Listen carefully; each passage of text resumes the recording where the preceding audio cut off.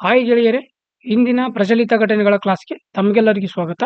ಈ ದಿನ ಮೇ 5 ಮತ್ತು 6ರ ಪ್ರಚಲಿತ ಘಟನೆಗಳನ್ನ ನಾವು ನೋಡಲಿದ್ದೇವೆ. ಬನ್ನಿ ಗೆಳೆಯರೇ, ಈ ದಿನದ ಪ್ರಶ್ನೆ ಯಾವುದಂತ ನೋಡೋಣ. ಪ್ರಶ್ನೆ: ಇತ್ತೀಚೆಗೆ ಸೆಕ್ಯೂರಿಟೀಸ್ ಮೇಲ್ಮನವಿ ನ್ಯಾಯಮಂಡಳಿಯ SAT, SAT ರ ಅಧ್ಯಕ್ಷರಾಗಿ ಯಾರು ನೇಮಕಗೊಂಡಿದ್ದಾರೆ ಅಂತ ಪ್ರಶ್ನೆಯನ್ನ ಕೇಳಿದ್ದಾರೆ. ಇದಕ್ಕೆ ಸರಿಯಾದ ಉತ್ತರ ಆಪ್ಷನ್ ಸಿ, ದಿನೇಶ್ ಕುಮಾರ್ ಸರಿಯಾದ ಉತ್ತರ. ಪ್ರಮುಖ ಪ್ರಚಲಿತ ಘಟನೆಗಳನ್ನ ನಾವು ನೋಡೋಣ.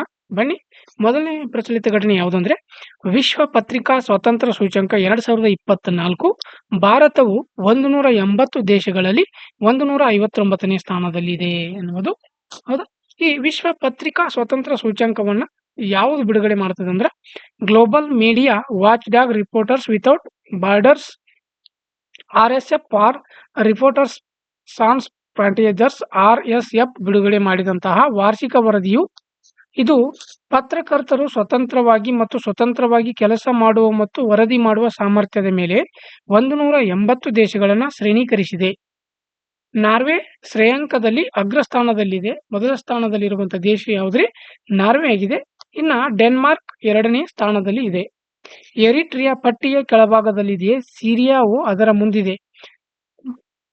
ಮಗ್ರೆಬ್ ಮತ್ತು ಮಧ್ಯಪ್ರಾಚ್ಯ ದೇಶಗಳು ಸರ್ಕಾರಿ ಪಡೆಗಳಿಂದ ಪತ್ರಿಕಾ ಸ್ವಾತಂತ್ರ್ಯದ ಮೇಲಿನ ನಿರ್ಬಂಧಗಳ ವಿಷಯದಲ್ಲಿ ಅತ್ಯಂತ ಕೆಟ್ಟದಾಗಿವೆ. ಇನ್ನ ಭಾರತದ ಶ್ರೇಯಾಂಕವನ್ನ ನಾವು ನೋಡೋದಾದ್ರೆ, ಈ ವರದಿಯಲ್ಲಿ ಭಾರತದ ಶ್ರೇಯಾಂಕವು 2023ರಲ್ಲಿ 161ರಿಂದ 2024ರಲ್ಲಿ 159ಕ್ಕೆ ಸುಧಾರಿಸಿದೆ. ಆದರೆ ಇತರ ದೇಶಗಳು ತಮ್ಮ ಶ್ರೇಯಾಂಕದಲ್ಲಿ ಕುಸಿದಿರುವುದು ಇದಕ್ಕೆ ಕಾರಣವಾಗಿರುವಂತದ್ದು. ಇನ್ನ ವಿಶ್ವ ಪತ್ರಿಕಾ ಸ್ವಾತಂತ್ರ್ಯ ಸೂಚ್ಯಂಕದಲ್ಲಿ ಭಾರತದ ಸ್ಕೋರ್ ಕಳೆದ ವರ್ಷ 36.62ರಿಂದ 31.28ಕ್ಕೆ ಕುಸಿದಿದೆ. ಭಾರತವು ಟರ್ಕಿ, ಪಾಕಿಸ್ತಾನ ಮತ್ತು ಶ್ರೀಲಂಕಾದ ನಂತರ ಕ್ರಮವಾಗಿ 158, 152 ಮತ್ತು 150 ಸ್ಥಾನಗಳಲ್ಲಿ ಸ್ಥಾನವನ್ನು ಪಡೆದಿದೆ. ಪತ್ರಿಕಾ ಸ್ವಾತಂತ್ರ್ಯ ಪ್ರಶ್ನಾವಳಿಯು 5 ವಿಭಾಗಗಳನ್ನು ಒಳಗೊಂಡಿರುತ್ತದೆ. ಅವು ಯಾವಂದ್ರೆ, ರಾಜಕೀಯ ಸಂದರ್ಭ, ಕಾನೂನು ಚೌಕಟ್ಟು, ಆರ್ಥಿಕ ಸಂದರ್ಭ, ಸಾಮಾಜಿಕ ಸಾಂಸ್ಕೃತಿಕ ಸಂದರ್ಭ ಮತ್ತು ಭದ್ರತೆ. ಇದು ಈ 5 ವಿಭಾಗಗಳನ್ನು ಒಳಗೊಂಡಿರುವಂತದ್ದು. ಇನ್ನ ಭದ್ರತಾ ಸೂಚ್ಯಂಕವನ್ನ ಹೊರತುಪಡಿಸಿ ಎಲ್ಲದರಲ್ಲೂ ಭಾರತಕ್ಕೆ ಸ್ಕೋರ್ಗಳಲ್ಲಿ ಏನಾಗಿದೆ ಅಂದ್ರೆ, ಸ್ಕೋರ್ನಲ್ಲಿ ಕುಸಿತವನ್ನು ಕಂಡಿರುವಂತದ್ದು ನಮಗೆ ಕಾಣ್ತಾ ಇದೆ.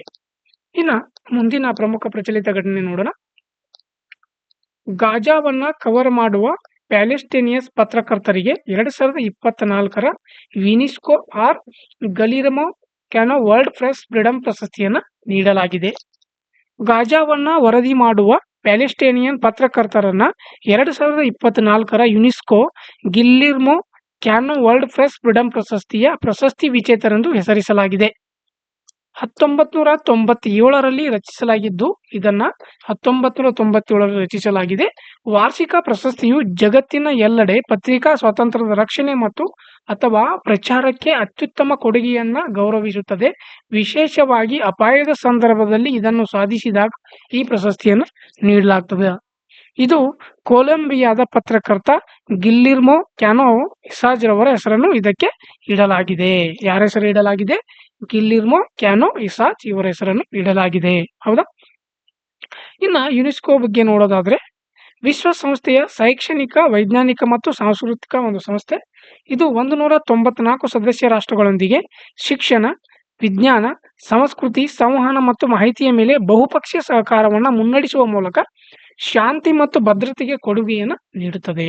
ಇದು ಪ್ಯಾರಿಸ್ನಲ್ಲಿ ತನ್ನ ಪ್ರಧಾನ ಕಚೇರಿಯನ್ನು ಹೊಂದಿದ್ದು, ಇದರ ಡೈರೆಕ್ಟರ್ ಜನರಲ್ ಯಾರಾಗಿದ್ದಾರೆ ಈಗ ಸದ್ಯ ಅಂದ್ರೆ ಆಡ್ರೆ ಅಜೋಲೆ. ಇದರ ಪ್ರಧಾನ ಕಚೇರಿ ಎಲ್ಲಿದೆ? ಪ್ಯಾರಿಸ್ನಲ್ಲಿ ಇದೆ. ಇದರ ಡೈರೆಕ್ಟರ್ ಜನರಲ್ ಯಾರು? ಆಡ್ರೆ ಅಜೋಲೆ ಅವರು. ಹೌದಾ. ಇನ್ನ ಭಾರತ ಕೀನ್ಯ ವನ್ಯಜೀವಿ ಅಭಯಾರಣ್ಯಕ್ಕಾಗಿ ಚಿರತೆಯ ಸೋರ್ಸಿಂಗ್ ಕುರಿತು ಚರ್ಚಿಸಲು ಸಿದ್ಧರಾಗಿವೆ ಎನ್ನುವಂಥದ್ದು ಒಂದು ಆರ್ಟಿಕಲ್ ಇದೆ. ಚಿತಾ ಯೋಜನೆಯ ಮುಂದಿನ ಹಂತಕ್ಕಾಗಿ ಕೀನ್ಯಾದಿಂದ ಚಿರತೆಗಳನ್ನು ಪಡೆಯುವ ಸಾಧ್ಯತೆಯನ್ನು ಅನ್ವಯಿಸಲು ಭಾರತವು ಈ ತಿಂಗಳ ಕೊನೆಯಲ್ಲಿ ಕೀನ್ಯಾದ ಅಧಿಕಾರಿಗಳೊಂದಿಗೆ ನಿಯೋಗವನ್ನು ಆಯೋಜಿಸುವ ಸಾಧ್ಯತೆ ಇದೆ. ಮಧ್ಯಪ್ರದೇಶದ ಗಾಂಧಿ ಸಾಗರ್ ವನ್ಯಜೀವಿ ಅಭಯಾರಣ್ಯವು ಕೊನೆಯದಾಗಿ ಚಿರತೆಗಳನ್ನು ಮರುಪರಿಚಯಿಸಲು 2ನೇ ತಾಣವಾಗಿ ಆಯ್ಕೆಯನ್ನ ಮಾಡಲಾಗಿದೆ. ಪ್ರಾಜೆಕ್ಟ್ ಚಿತಾ ದೇಶದ ಕಾಡಿನಲ್ಲಿ ಆಫ್ರಿಕನ್ ಚಿತಾಗಳನ್ನು ಪರಿಚಯಿಸುವ ಭಾರತದ ಮಹತ್ವಾಕಾಂಕ್ಷಿ ಪ್ರಯತ್ನವನ್ನ ಸೆಪ್ಟೆಂಬರ್ 2022ರಲ್ಲಿ ಪ್ರಾರಂಭಿಸಲಾಗಿತ್ತು. ಹೌದಾ? ಮಧ್ಯಪ್ರದೇಶದ ಸಿಯೋಪುರ್ ಜಿಲ್ಲೆಯ ಕುನೋ ರಾಷ್ಟ್ರೀಯ ಉದ್ಯಾನವನವು ನಮೀಬಿಯಾ ಮತ್ತು ದಕ್ಷಿಣ ಆಫ್ರಿಕಾದಿಂದ ಸ್ಥಳಾಂತರಗೊಂಡಂತಹ 27 ಚಿರತೆಗಳಿಗೆ 13 ವಯಸ್ಕ ಮತ್ತು 14 ಮರಿಗಳು ಇಲ್ಲಿ ನೆಲೆಯಾಗಿದೆ. ಅನಾರೋಗ್ಯ ಮತ್ತು ಸೋಂಕಿನಿಂದ ಈವರೆಗೆ 10 ಚಿರತೆಗಳು ಸಾವನ್ನಪ್ಪಿರುವಂತದ್ದು. ಇದು ಎಲ್ಲಿ? ಕುನೋ ರಾಷ್ಟ್ರೀಯ ಉದ್ಯಾನವನದಲ್ಲಿ. ಪ್ರಾಜೆಕ್ಟ್ ಚಿತಾದ ಭಾಗವಾಗಿ ಭಾರತವು 5 ವರ್ಷಗಳವರೆಗೆ ವಾರ್ಷಿಕವಾಗಿ 8 ರಿಂದ 14 ಚಿತಾಗಳನ್ನು ಪರಿಚಯಿಸಲು ಯೋಜನೆಯನ್ನು ಹಾಕಿಕೊಂಡಂತದ್ದು. ಹೌದಾ? ಇನ್ನ ಗಾಂಧಿ ಸಾಗರ್ ವನ್ಯಜೀವಿ ಅಭಯಾರಣ್ಯದ ಬಗ್ಗೆ ನಾವು ನೋಡೋದಾದ್ರೆ ಇದು ವಾಯವ್ಯ ಮಧ್ಯಪ್ರದೇಶದಲ್ಲಿದೆ. ಇದು ಮಧ್ಯಪ್ರದೇಶದ ವಾಯುವಿನಲ್ಲಿದೆ. ಅದರ ಒಂದು ಗಡಿಯು ರಾಜಸ್ಥಾನದ ಗಡಿಯಲ್ಲಿ ಸಾಗುತ್ತದೆ. ಈ ಅಭಯಾರಣ್ಯವನ್ನ 1974ರಲ್ಲಿ ಸೂಚಿಸಲಾಯಿತು. ಇದು ಚಂಬಲ್ ನದಿಯ ಅಭಯಾರಣ್ಯದ ಮೂಲಕ ಹರಿಯುತ್ತದೆ. ಅದನ್ನ 2 ಭಾಗಗಳಾಗಿ ವಿಂಗಡಿಸುತ್ತದೆ. ಈ ಚಂಬಲ್ ನದಿಯು ಈ ಅಭಯಾರಣ್ಯದ ನಡುವೆ ಹಾದು ಹೋಗ್ತಾ ಇರುವಂತದ್ದು. ಇನ್ನ ಬೆಂಗಳೂರು ಸಂಸ್ಥೆ ಅಭಿವೃದ್ಧಿಪಡಿಸಿದಂತಹ ಸ್ವದೇಶಿ ಬಾಂಬರ್ ಮಾನವರಹಿತ ವಿಮಾನವಾಗಿದೆ. ಫ್ಲೈಯಿಂಗ್ ವೆಜ್ ಡಿಫೆನ್ಸ್ ನಗರ ಮೂಲದ ರಕ್ಷಣಾ ಮತ್ತು ಅಂತರಿಕ್ಷಯಾನ ತಂತ್ರಜ್ಞಾನ ಸಂಸ್ಥೆಯು FWD-200B ಮಾನವರಹಿತ ವಿಮಾನವನ್ನು ಅನಾವರಣಗೊಳಿಸಿದೆ. ಇದು ಭಾರತದ ಮೊದಲ ಸ್ವದೇಶಿ ಬಾಂಬರ್ ಮಾನವರಹಿತ ವಿಮಾನ ಎಂದು ಸಂಸ್ಥೆಯು ಹೇಳಿಕೊಂಡಿದೆ. ಇದು ಒಂದು 100 ಕೆಜಿಗಳ ಪೇಲೋಡ್ ಸಾಮರ್ಥ್ಯವನ್ನು ಹೊಂದಿದೆ ಮತ್ತು ಇದನ್ನ ಪುರುಷ ಮಾನವರಹಿತ ಯುದ್ಧ ವೈಮಾನಿಕ ವಾಹನ ಎಂದು ವರ್ಗೀಕರಿಸಲಾಗಿದೆ.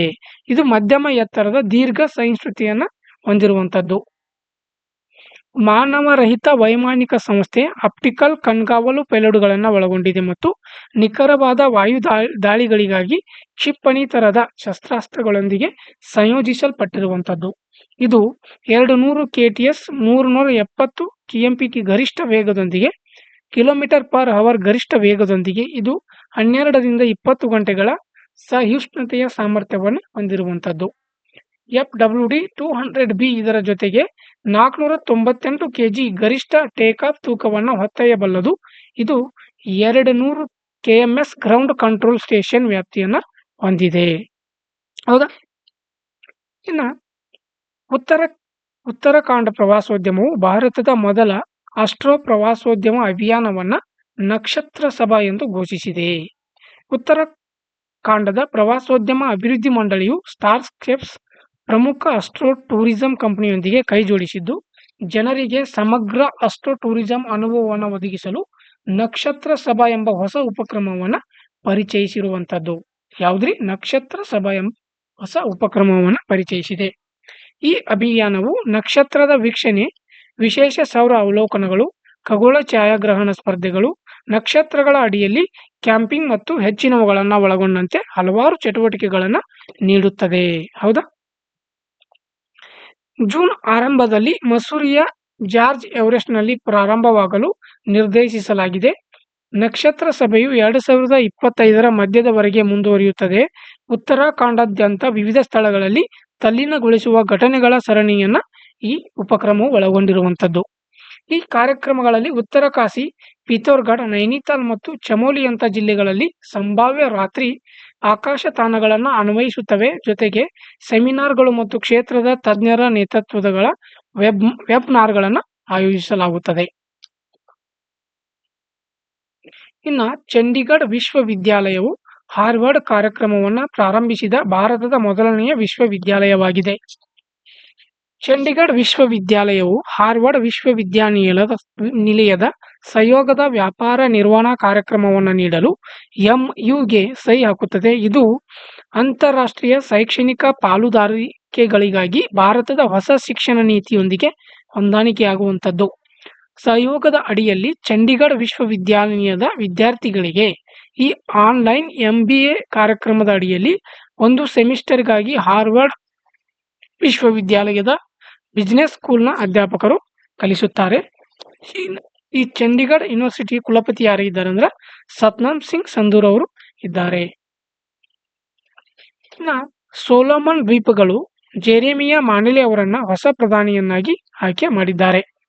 ಮಾಜಿ ವಿದೇಶಾಂಗ ಸಚಿವರಾದಂತಹ ಜೆರೆಮಿಯಾ ಮ್ಯಾನೆಲಿ ಸೊಲೊಮನ್ ದ್ವೀಪಗಳ ಹೊಸ ಪ್ರಧಾನಮಂತ್ರಿಯಾಗಿ ಆಯ್ಕೆಯಾಗಿದ್ದಾರೆ. ಮ್ಯಾನೆಲೆ ಚೀನಾ ಸ್ನೇಹಿತ ವಿದೇಶಾಂಗ ನೀತಿಯನ್ನ ಮುಂದುವರಿಸಲು ಪ್ರತಿಜ್ಞೆಯನ್ನ ಇವರು ಮಾಡಿದ್ದಾರೆ. ಸೊಲೊಮನ್ ದ್ವೀಪಗಳು ಪ್ರಮುಖ 6 ದ್ವೀಪಗಳು ಮತ್ತು ಓಸಿಯಾನಿಂದ ಭಾಗವಾದಂತಹ ಮೆಲೇಷಿಯಾದಲ್ಲಿ 900ಕ್ಕೂ ಹೆಚ್ಚು ಸಣ್ಣ ದ್ವೀಪಗಳನ್ನು ಒಳಗೊಂಡಿರುವಂತಹ ಒಂದು ದೇಶ ಇದಾಗಿದೆ. ಇದರ ರಾಜಧಾನಿ ಯಾವುದಂದ್ರೆ ಹೊನಿಯಾರ ಇವುದು ಈ ದೇಶದ ರಾಜಧಾನಿ ಆಗಿದೆ. ಇನ್ನ ಪುರಾತತ್ವ ತಜ್ಞರು ಸೆರ್ಬಿಯಾದಲ್ಲಿ 700 ವರ್ಷಗಳಷ್ಟು ಹಳೆಯದಾದಂತಹ ಇತಿಹಾಸ ಪೂರ್ವ ವಸಾಹತುಗಳನ್ನು ಬಹಿರಂಗಪಡಿಸಿದ್ದಾರೆ. ಪುರಾತತ್ವ ಶಾಸ್ತ್ರಜ್ಞರು ಇತ್ತೀಚೆಗೆ ಈಶಾನ್ಯ ಸೆರ್ಬಿಯಾದ ಟಾಮಿಸ್ ನದಿಯ ಬಳಿ 7000 ವರ್ಷ ಪೂರ್ವ ಐತಿಹಾಸಿಕ ವಸಾಹತುವನ್ನು ಕಂಡು ಹಿಡಿದಿರುವಂಥದ್ದು.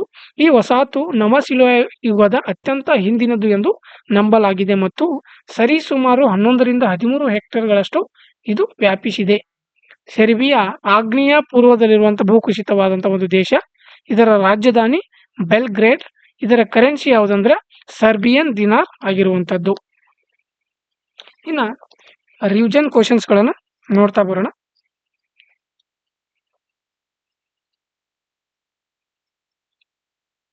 ಈ ರಿವಿಷನ್ ಕ್ವಶನ್ಸ್ ಗಳಲ್ಲಿ ಮೊದಲನೇ ಪ್ರಶ್ನೆ, ವಿಶ್ವ ಪತ್ರಿಕಾ ಸ್ವಾತಂತ್ರ್ಯ ಸೂಚ್ಯಂಕ 2020ಕ್ಕೆ ಸಂಬಂಧಿಸಿದಂತೆ ಈ ಕೆಳಗಿನ ಹೇಳಿಕೆಗಳನ್ನ ಪರಿಗಣಿಸಿ ಅಂತ ಕೇಳಿದಾರ.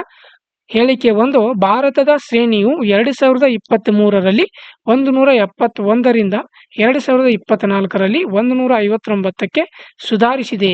ಇದು ತಪ್ಪಾದ ಹೇಳಿಕೆಯಾಗಿರ್ತದೆ. ಇನ್ನ ಎರಡನೇ ಹೇಳಿಕೆ, ಭದ್ರತಾ ಸೂಚ್ಯಂಕವನ್ನ ಹೊರತುಪಡಿಸಿ ಪತ್ರಿಕಾ ಸ್ವಾತಂತ್ರ್ಯದ ಪ್ರಶ್ನಾವಳಿಯ ಎಲ್ಲಾ ವಿಭಾಗಗಳಲ್ಲಿ ಭಾರತದ ಸ್ಕೋರು ಏನಾಗಿದೆ, ಕುಸಿತವಾಗಿದೆ. ಇದು ಸರಿಯಾದ ಹೇಳಿಕೆ. ಸೊ ಇದಕ್ಕೆ ಸರಿಯಾದ ಮೇಲಿನ ಯಾವ ಹೇಳಿಕೆಗಳು ಸರಿಯಾಗಿದೆ ಅಂತ ಪ್ರಶ್ನೆ ಕೇಳಿದಾರ. ಅದಕ್ಕೆ ಆಪ್ಷನ್ ಬಿ ರೈಟ್ ಆನ್ಸರ್. ಕೇವಲ 2 ಸರಿಯಾಗಿದೆ.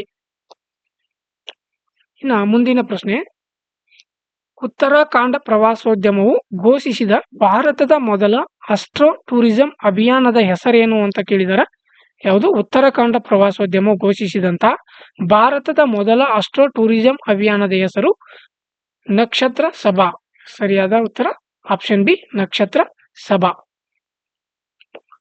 ಮಾಸ್ಟರ್ ಆಫ್ ಬಿಸಿನೆಸ್ ಅಡ್ಮಿನಿಸ್ಟ್ರೇಷನ್ ಗಾಗಿ ಹಾರ್ವರ್ಡ್ ಕಾರ್ಯಕ್ರಮವನ್ನು ಪ್ರಾರಂಭಿಸಿದ ಭಾರತದ ಮೊದಲ ವಿಶ್ವವಿದ್ಯಾಲಯ ಯಾವುದು ಅಂತ ಪ್ರಶ್ನೆ ಕೇಳಿದಾರ. ಇದಕ್ಕೆ ಸರಿಯಾದ ಉತ್ತರ ಆಪ್ಷನ್ ಸಿ ಚಂಡೀಗಢ ವಿಶ್ವವಿದ್ಯಾಲಯವು ಸರಿಯಾದ ಉತ್ತರ. ಭಾರತದಲ್ಲಿ ಚಿರತೆಗಳ ಮರುಪರಿಚಯಕ್ಕೆ 2ನೇ ತಾಣವಾಗಿ ಯಾವ ವನ್ಯಜೀವಿ ಅಭಯಾರಣ್ಯವನ್ನು ಆಯ್ಕೆ ಮಾಡಲಾಗಿದೆ ಅಂತ ಪ್ರಶ್ನೆಯನ್ನ ಕೇಳಿದಾರ. ಇದಕ್ಕೆ ಸರಿಯಾದ ಉತ್ತರ ಭಾರತದಲ್ಲಿ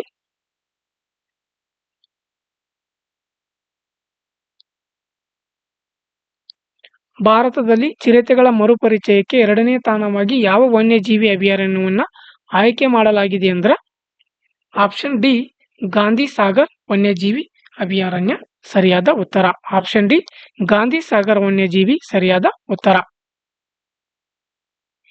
ಭಾರತದ ಮೊದಲ ಸ್ವದೇಶಿ ಬಾಂಬರ್ ಮಾನವರಹಿತ ವಿಮಾನ FWD-200B ಯನ್ನ ಅಭಿವೃದ್ಧಿಪಡಿಸಿದವರು ಯಾರು ಅಂತ ಪ್ರಶ್ನೆ ಕೇಳಿದಾರ.